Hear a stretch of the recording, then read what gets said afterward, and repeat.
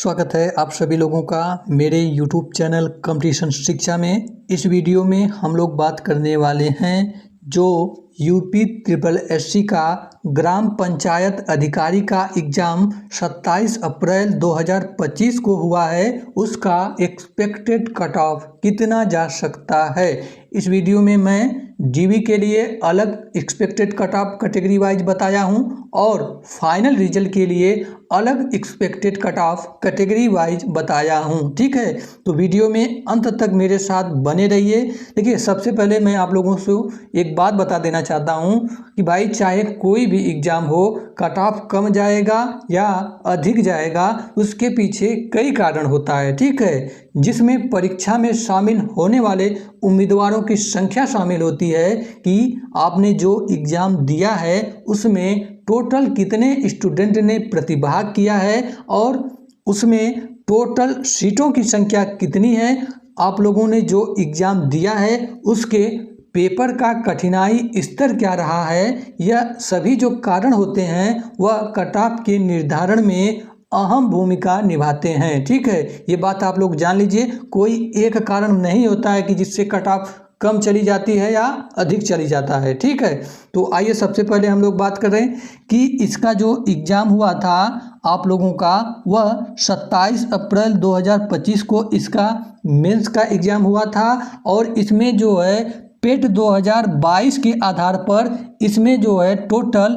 Mains exam के लिए 66,691 candidate को शॉर्ट लिस्ट किया गया था पेट 2022 के आधार पर। अगर हम लोग बात करें कि आपका जो है एक सीट पर कितने स्टूडेंट से कंपटीशन है, तो एक सीट पर आप लोगों का 42 स्टूडेंट से कंपटीशन है। ठीक है, यानी 42 स्टूडेंट में से 41 स्टूडेंट बाहर हो जाएंगे और केवल एक स्टूडेंट का अंतिम चयन सूची में नाम होगा। ठीक है, ये तो इसमें जो टोटल पदों की संख्या है वह 1468 इसमें पद है। और मैं आप लोगों को बता दूं, इसमें डॉक्यूमेंट वेरिफिकेशन के लिए आप लोगों को पता है यूपी ट्रिपल एससी जो है पदों के सापेक्ष 3 गुना अभ्यर्थियों को डॉक्यूमेंट वेरिफिकेशन के लिए बुलाता है। तो इसमें टोटल 1468 गुणे जब हम लोग 3 से गुणा कर देंगे तो टोटल 4,404 अभ्यर्थी को यानी 4,500 कैंडिडेट को यूपी ट्रिपल एससी जो है ग्राम पंचायत अधिकारी में डॉक्यूमेंट वेरिफिकेशन के लिए बुलाएगा। ठीक है, तो आइए हम लोग जान लेते हैं कि इसमें जो है कैटेगरी वाइज कितनी सीटें हैं। ठीक है, इसमें कैटेगरी वाइज सीटें मैं इसलिए बता रहा हूं कि जिस कैटेगरी में जितनी अधिक सीटें होंगी उस कैटेगरी में उतनी ही कम कट ऑफ जाएगी और जिस कैटेगरी में जितनी कम सीटें होंगी उस कैटेगरी में कट ऑफ उतनी ही अधिक जाएगी। ठीक है, तो भाई 1468 में से इसमें जो यूआर की टोटल सीटें हैं वह 849 सीटें हैं। ठीक है, जनरल की सीटें 849 हैं और ओबीसी की जो सीटें हैं वह 139 सीट है और ईडब्ल्यूएस की जो सीट है वह 117 सीट है इसमें, और जो एससी की सीट है वह 356 सीट है और इसमें एसटी कैटेगरी की सीट जो है केवल और केवल 7 सीट है। ठीक है, तो मेरे हिसाब से इस वैकेंसी में जो है एसटी की जो कट ऑफ है इस बार एससी से ज़्यादा रहने की संभावना है। ठीक है, क्योंकि यहाँ पे देख लीजिए आप लोग एसटी के केवल और केवल 7 सीटें हैं। भाई जिस हिसाब से सीट रहेगा तो उसी हिसाब से आपकी कैटेगरी में कट ऑफ भी रहेगा, इसीलिए मैं सीटों का ब्यौरा यहाँ पे बताया हूँ आप लोगों को। ठीक है, और आप लोगों को मैं बता दूँ कि आप लोगों का एग्ज़ाम जो है कितने तारीख को हुआ था। ठीक है, 27 अप्रैल को आप लोगों का एग्ज़ाम हुआ था। ठीक एक दिन बाद 28 अप्रैल को आयोग ने अपना आंसर की भी जारी कर दिया था। आप लोगों ने मिला लिया होगा कि आपके जो है कितने क्वेश्चन सही हो रहे हैं। ठीक है, आप लोगों के एग्जाम में जो टोटल नंबर ऑफ क्वेश्चन पूछे गए थे वह 100 क्वेश्चन पूछे गए थे। ठीक है, और टोटल 100 मार्क्स के थे, यानी आपका एक प्रश्न जो है 1 मार्क्स का था, उसके लिए आपको 2 घंटे का समय दिया गया था। और आप लोगों के एग्जाम में जो है निगेटिव मार्किंग भी था, 1/4 निगेटिव मार्किंग था, यानी 0.25 का आप लोगों के एग्जाम में निगेटिव मार्किंग था। इसका कहने का तात्पर्य यह हुआ कि अगर 4 प्रश्न आप गलत करते हैं, उसके बदले आपने जो एक प्रश्न सही किया है वह आपका जो है कट जाएगा। ठीक है, तो आइए ये रही कुछ सामान्य जानकारी। अब इसके बाद हम लोग जान लेते हैं कैटेगरी वाइज डॉक्यूमेंट वेरिफिकेशन के लिए कितना एक्सपेक्टेड कट ऑफ रहने की संभावना है। ठीक है, एक बात मैं आप लोगों से बता देता हूं कि ये मेरे द्वारा बताया गया अनुमानित कट ऑफ है, वास्तविक कट ऑफ नहीं है।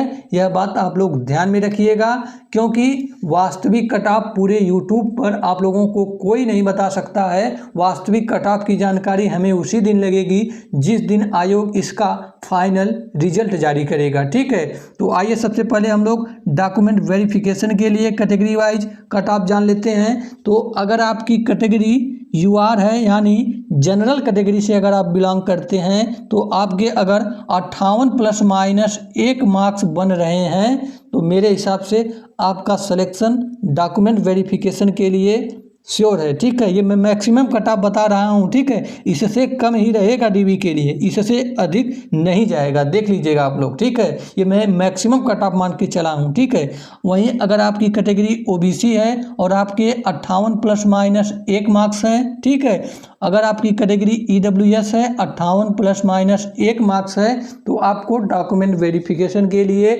बुलाया ही बुलाया जाएगा।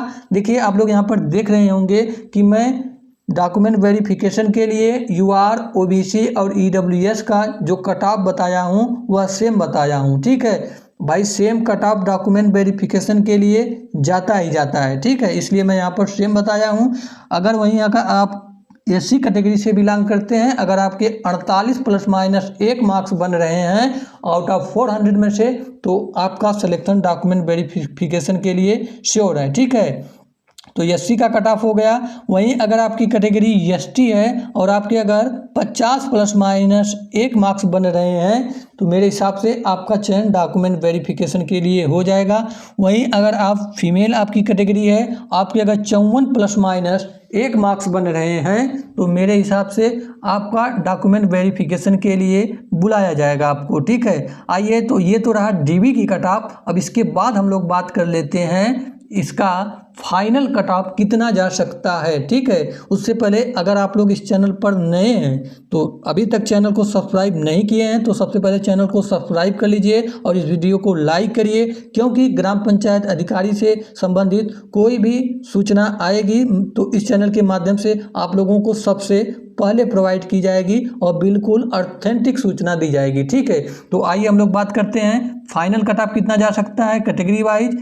तो अगर आपकी कैटेगरी यूआर है, ठीक है, यानी जनरल आपकी कैटेगरी है, अगर आपके 66 प्लस माइनस 2 मार्क्स हैं, तो आपका सिलेक्शन 100% श्योर है। ठीक है, वहीं अगर आपकी कैटेगरी ओबीसी है और आपके अगर 64 प्लस माइनस 2 मार्क्स बन रहे हैं आउट ऑफ 400 में से, तो मेरे हिसाब से आपकी कैटेगरी में सिलेक्शन श्योर है। ये मैं देख लीजिए एक बात, ये मैं मैक्सिमम कट ऑफ बताया हूँ। ठीक है, जितना मैं बताया हूँ। ठीक है, वहीं अगर आप ईडब्ल्यूएस कैटेगरी से बिलोंग करते हैं और आपके अगर 64 प्लस माइनस 2 मार्क्स हैं, तो मेरे हिसाब से आपकी कैटेगरी में सिलेक्शन श्योर है। ठीक है, इसके बाद हम लोग बात करते हैं अगर आपकी कैटेगरी जो है एससी है, ठीक है, और आपके अगर 58 प्लस माइनस 2 मार्क्स बन रहे हैं आउट ऑफ 400 में से, तो मेरे हिसाब से आपका कैटेगरी में सिलेक्शन श्योर है। ठीक है, तो ये रहा एससी की कट ऑफ। वहीं अगर हम लोग बात करते हैं अगर आपकी कैटेगरी एसटी है और आपके अगर 60 प्लस माइनस 2 मार्क्स बन रहे हैं, तो मेरे हिसाब से आपका सिलेक्शन आपकी कैटेगरी में श्योर है। ठीक है, वहीं अंत में हम लोग बात करते हैं अगर आपकी कैटेगरी फीमेल है, ठीक है, और आपके अगर 62 प्लस माइनस 2 मार्क्स बन रहे हैं आउट ऑफ 400 में से माइनस मार्किंग को घटाने के बाद, तो आपका सिलेक्शन श्योर है। ये मैं मैक्सिमम कट ऑफ बताया हूँ कि इससे अधिक जो है कट ऑफ जाने की संभावना नहीं है। इतना कट ऑफ जाएगा या इससे कम ही जाएगा। ठीक है, तो यहाँ पर देख रहे होंगे आप लोग, मैंने एसटी का कट ऑफ जो है एससी से 2 मार्क्स ज़्यादा बताया है।